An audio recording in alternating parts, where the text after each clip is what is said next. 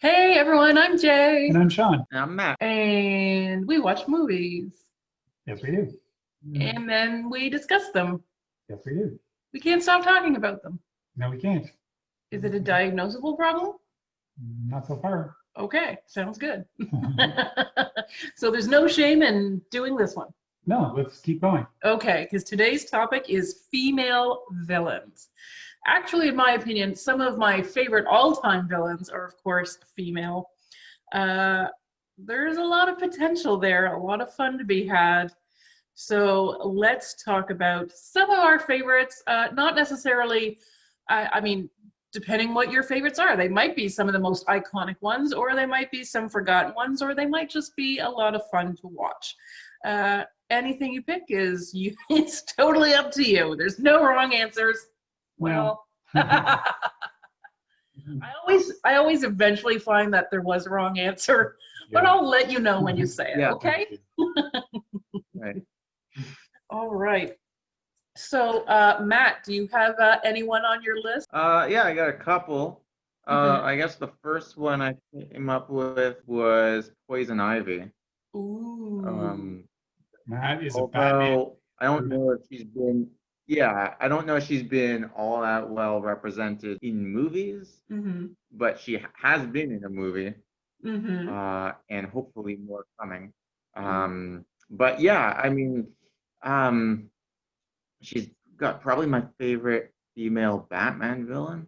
Okay. And Over Catwoman, yeah, even. and well, yeah, actually, I think yeah, I mean, because Catwoman, I'm not sure whether to count her as a villain at this point Oh, anymore. Anyway, okay. she's more of like a good guy, a good person who like steals. Um, so yeah, I think um, like Poison Ivy has that kind of like I don't know, femme fatale kind of thing. And she's like talks to plants, which I think is really cool. Uh, and yeah, so she's definitely more psycho than Catwoman. Although now she's practically a villain, practically a hero in the comics too, but not in the movies. I hope she shows up in the DC movies going forward in like Yeah, in give her another another Suicide chance. Squad because I like Uma Thurman, but I didn't really necessarily like her in Batman and Robin. Okay. Her daughter might be good though. Oh, interesting. Yeah. Yeah, maybe we should ask to see that. That could be Mhm. an interesting go at it.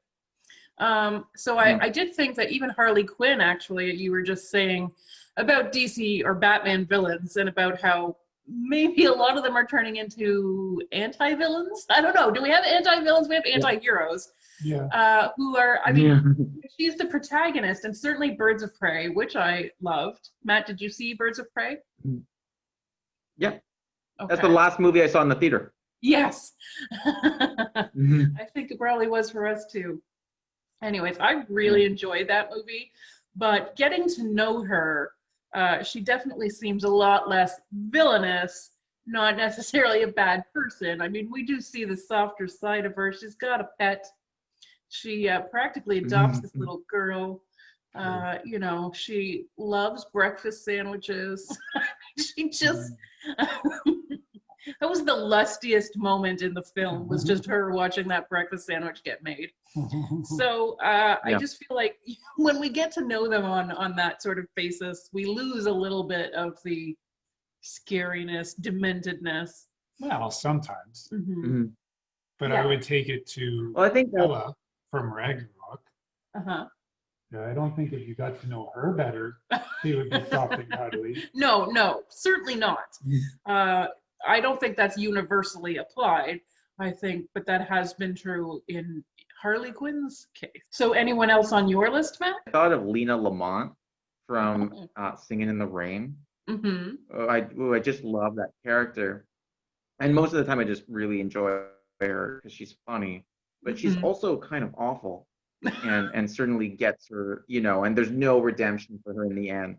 So to me, I mean, if there's a villain that's Singing in the Rain, it's absolutely her.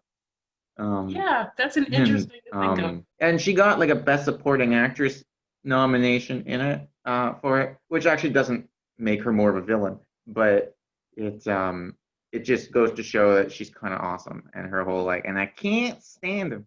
Yeah, it was, yeah. Love that movie, and I really love her. That is a really good one. I wouldn't have thought of, despite my being a big fan of the movie as well. So I like that. That's an offbeat pick, I think, for a villain, but a good one. She is such a good character. It's really fun. Because she's, I don't know, she has something charismatic about her, even though the problem is she's getting replaced. You can understand why she's been watchable, and then you can understand why silence was golden for her. It's her downfall. The talkies were her downfall. It was a real problem. So, Sean, do you have anything to contribute? Veruca Salt from Willy Wonka Ooh. and the Chocolate Factory. Okay. You like her? Oh yeah, she just sticks out as always as a kid, of just thinking of all these other people that won the golden tickets, and none of them are deserving, of course. Oh. They all have their tendencies. So you like Veruca Salt? I think she's a good villain. Veruca Yeah, Salt, I perhaps, disliked her as a kid. So okay, so that was like a real childhood. Yeah, that stuck with me to this day, obviously. Okay. Well, one that stuck with me to this day is the Wicked Witch of the West from The Wizard of Oz. Oh yeah. Oh boy, she scared me. I mean, she scared everyone, and Margaret Hamilton played her so successfully that it ruined her career, basically. It was very hard for her to be seen as anything but the Wicked Witch of the West after such a convincing, horrifying turn. Of course, the fact that she had an army of flying monkeys did not help. Like, those things petrified me as a kid. Having seen the movie again as an adult, I'm like, well, poor little Jay. Yeah. I was easily impressed, but yeah, she's just a bad lady. Like, she just shows up, and I mean, we do kind of gloss over the fact that Dorothy did indirectly murder. I mean, it wasn't her fault, but she is sort of the cause a little bit, and we don't know how to deal with that, so we mostly don't. But of course, the Wicked Witch of the West claims that this is why she's very mad at Dorothy and is going to seek revenge against her, is for murdering her sister. I would really like to know if they had any kind of nice relationship. It seems like probably they were estranged. That's, you know, and yet that is her stated cause for hating Dorothy. Of course, she also is after those powerful ruby red slippers. Well, who isn't? Exactly. So am I. But I think as a villain, and this is a classic villain thing, it's practically like Thanos going after the Infinity Stones. She wants that powerful, oh gosh, and we do not want to let it get into her hands, imagine. But yeah, they do want the powerful talisman, and I mean, that's her job as the villain, as the overlord of some of the worst parts of Oz, parts you don't want to get caught in after dark. She literally did light Mr. Scarecrow on fire. That's harsh. So for a kids movie, you know, that is harsh. But also, thank goodness, because it provides Dorothy with the means of defeating the villain, because she picks up the bucket of water to put out the fire and discovers that water melts the Wicked Witch. So, I mean, in a way, thank goodness. I'm sorry, Scarecrow, we had to sacrifice probably some really good straw, but yeah, it's for the best. I guess so. And she's quite powerful even without the ruby red slippers, I have to say. We know that she can cast spells. She can make like fireballs in her hands. She can fly. Well, she has a broom, but she flies. I don't know why you're laughing at that. I like your descriptions. She can control animals. She can like look into her magic ball and see like different parts. Yeah, it's her security camera. Yeah. Sure. I just mean like she's got a lot of stuff going for her even without the flippers. So she's pretty powerful. No doubt about it. Yeah. Doesn't she have like a long nose in it? Yep. She really, Yeah. that look very much birthed the classic witch look for everything before and since. Yeah. Uh-huh. It just seems to me that if I saw her in something else, that she didn't have the long nose and the green makeup, it would take me a minute to recognize her. So I'm surprised that it hurt her career so much. Because it's like if she's got all that off, like people get that she's not the same character anymore. Like I feel like it might be. I feel like I just a lot of people wouldn't recognize her without that.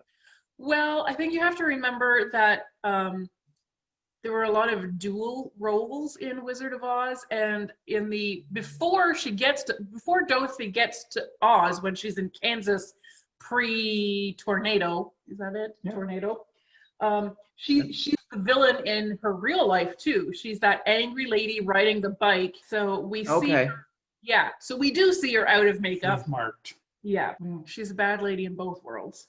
but she made a legendary role and impact on the world. Yeah, and that's pretty cool. It is. There's a lot of sacrifices for that movie. Yes, that's right. So Matt went with Poison Ivy. I went with Talia al Ghul, Oh, good choice. who. Yeah, I thought of her. Mm-hmm. I mean, of course, I don't read comics, so I don't. You were very heavily influenced by knowing the character as more than just her appearance in the movies, and I don't. I do love Marion Cotillard, so that probably helps. And she's super talented. But I also just like how the character was treated in the movie, and how it unfolds. How her villainy really is kind of a secret for a lot of the movie, and Bane, we think, is the main villain, and it turns out he's just basically her lackey. And I love how we sort of realize that we have let our own perceptions color how we're experiencing the movie and her character. And that's one of the things I think we like about female villains is, rightly or wrongly, our sexism plays into things, and we don't look at the women as critically for culpability as we might the men who randomly walk into Bruce Wayne's life. So, she's a beautiful woman and well-spoken, and we never suspect that she's evil. And yet, Miranda Tate. Yeah. Even though she's Miranda Tate, who doesn't exist in the comics, so we should be like expecting she's got to be someone we know, but we didn't. Well, I didn't. Yeah. But it's funny you went with her because I was thinking of going with her role in Inception. I wasn't sure she counted, but definitely like the recreation of her, the version of her we see throughout the movie is definitely pretty much the main antagonist of the movie. And I thought she was so good in that movie. She was very good in that movie. So I guess maybe in a similar vein as that, I went with Rosamund Pike from Gone Girl. So she plays Amy Dunn. Right, okay. She is married to Ben Affleck in the movie, and as punishment because he cheats on her, she decides to frame him for her murder. Which I think is fair. Yeah. I'm totally cool with that. But sidebar, she is a psychopath. And it's crazy because even she admits that she doesn't really have her own personality. She's just always wearing whatever mask she thinks you most want to see in her. She's the cool girl, she tells us, I think, in the very beginning of the film for Ben Affleck. And trying to be the man who deserves the cool girl has made him into a better man. And that sets the, I think, sets the table for a very toxic relationship. Because I think, the early movie, if you hadn't read the book, the early movie is really like, did he murder her? There's a lot of conflicting reports. There's some evidence. I mean, this girl went all out. She really thought this thing through. That's how much she hated being cheated on him, how much she wants to punish him. So there is evidence. She has been setting this up for months to make sure that she carefully hinted at things to certain neighbors and friends. I mean, things look bad for Ben Affleck. And we know how good she's charming. She can be very manipulative and seductive. Certainly Neil Patrick Harris, his character could speak to that. She uses people. But I think it's funny because we see they have like a fairly nice marriage up until the recession, when they both lose their jobs and they have to move, and it puts so much pressure on their relationship. Really evil things start to get squeezed out of it. And then it kind of goes off the rails with her devious plan to exact her revenge.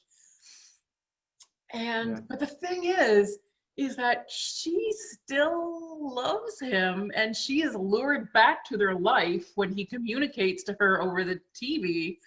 And then she's able to keep him in her life. Like, neither of them leaves each other. Like, they are still married and living together at the end of this movie, which is insane. And I speaks even more to her psychopathy, I think, that, you know, in her twisted head, she still thinks this could work. All it needs is more villainy and manipulation. Yeah. And he could go back to being happily married. It's sick. And yet, I think that Rosamund Pike delivers really well. I mean, this is the movie that I think probably put her on the map. Well, she definitely will stop at nothing to get the life that she wants. And it's pretty ruthless. Yeah. I think Rosamund Pike deserves a lot of credit for, I mean, there's just such a coldness to her character. She's so exacting, and she's so single-minded in her pursuit of what she thinks is right or what she thinks she deserves.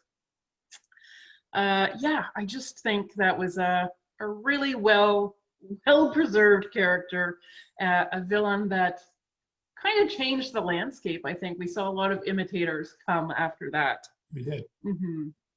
So Amy Dunn of Gone Girl, I think, deserves to be on the list of great villains. So another one that I put on my list, I don't think is an all-time great villain, but it was someone I really enjoyed watching, was Gazelle. Sophia Boutella in Kingsman: The Secret Service. Yeah. So she's. Yeah, okay. Oh, okay. You've got to see that, Matt. I don't know why you haven't seen it, but you got to see that. It's fantastic. Yeah, but the trailer really made me think it was going to be bad. So, and then people started liking it, and then I never really adjusted. Yeah, it's really good. It's really good. She's really good in it. She is really good. She's kind of like she's like the second banana to the main killer. Villain. Yeah. But she plays I don't know, I hesitate to call this woman disabled, but she's got prosthetics.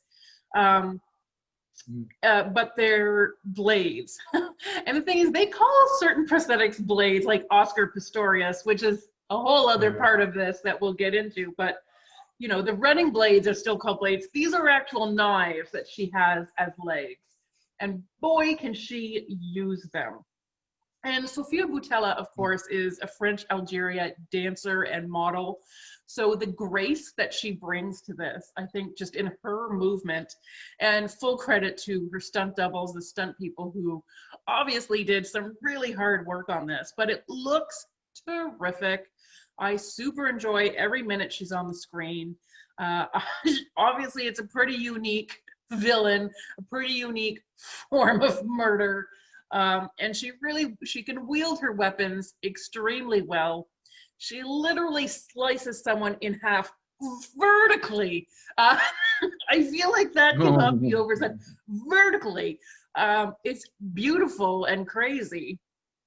But yeah, she can just leap in the air and cut you up. That's right.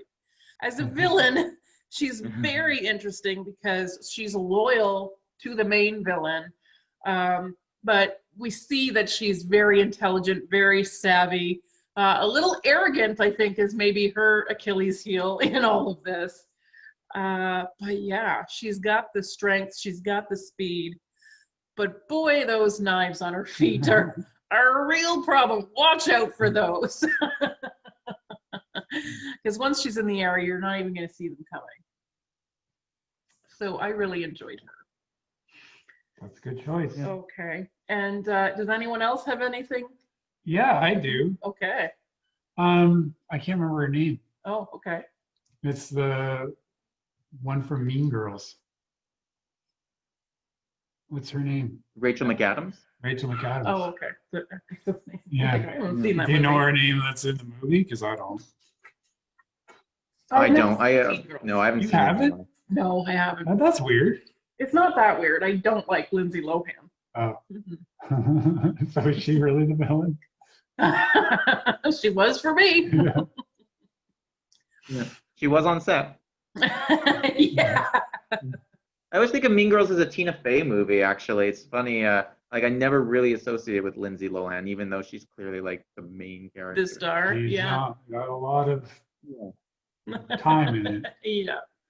But yes, I think the Rachel McAdams leader of the Mean Girls Mhm. is pretty fun to watch as a villain, as she makes everyone's life miserable because she just likes being mean. Oh.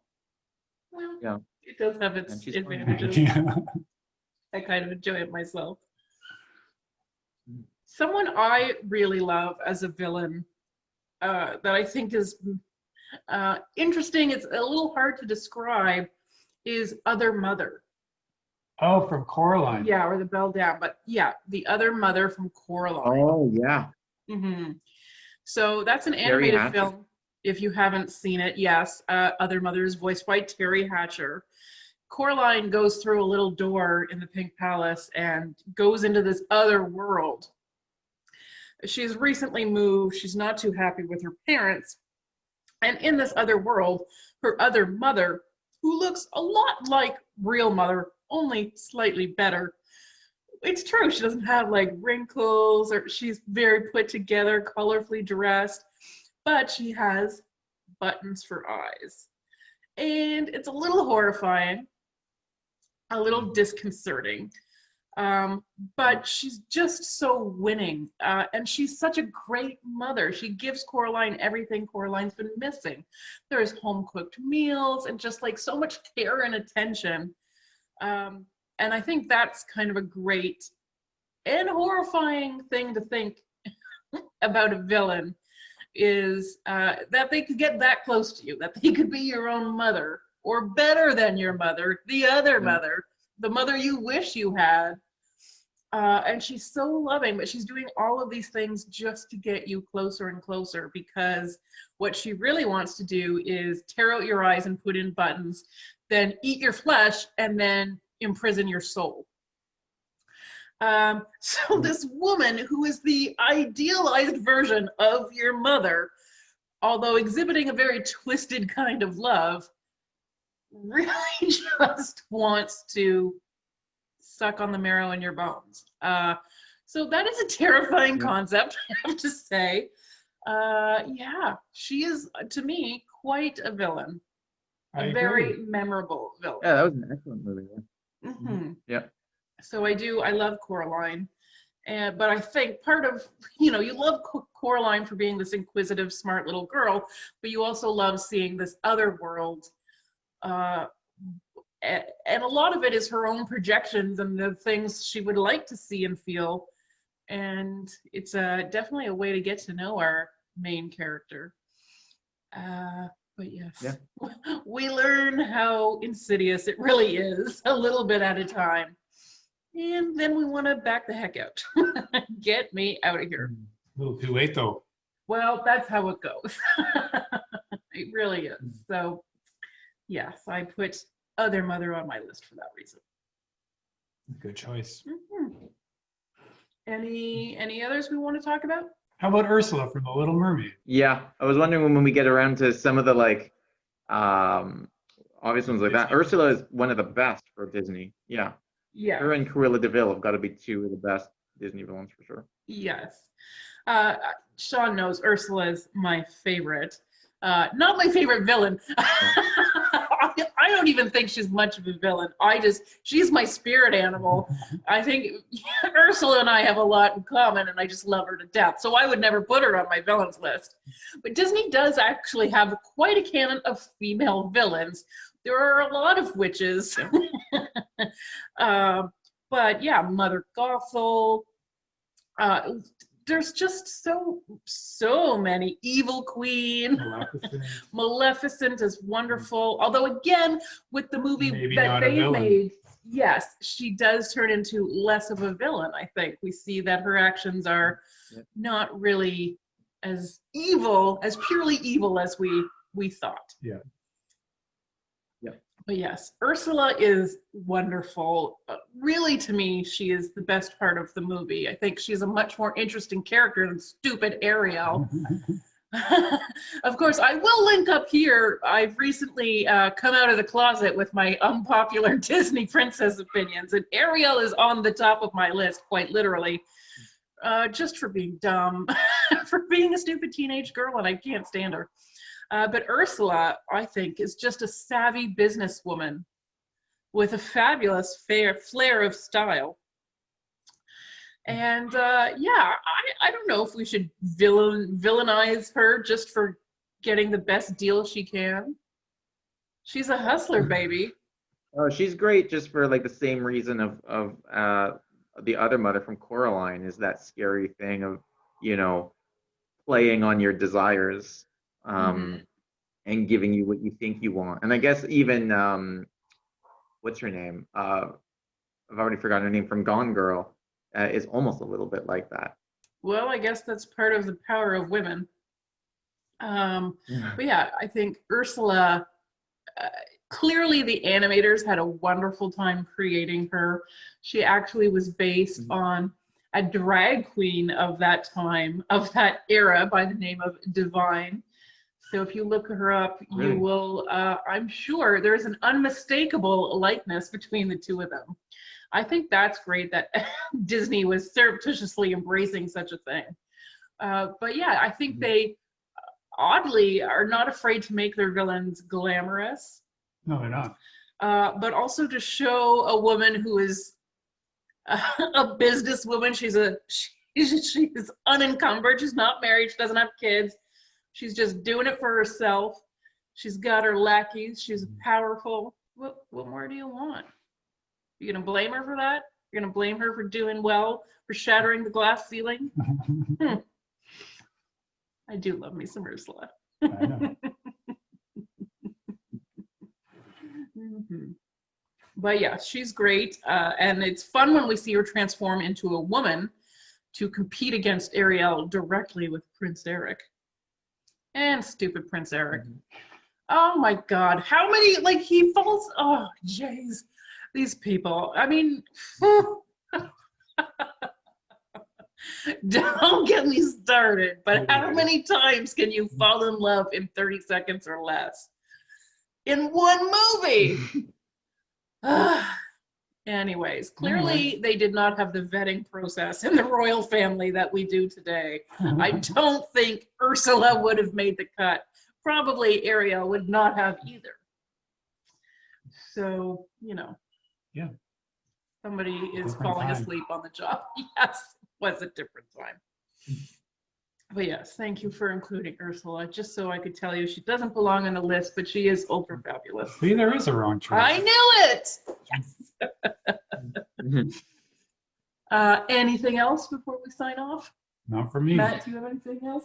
Well, you made me think of a Kingsman. You made me think of that like schoolgirl from the first Kill Bill who had that like swinging blade thing. I was thinking of Kill Bill. It's like, oh, I didn't really love the female villains, but I loved her. And then there was that like girl with the hammer in the Raid 2, who it was villainous about her, where she would hit people with hammers. So It's yeah, pretty I villainous, yeah. Okay, Matt likes chicks with hammers. Please apply within. Ooh.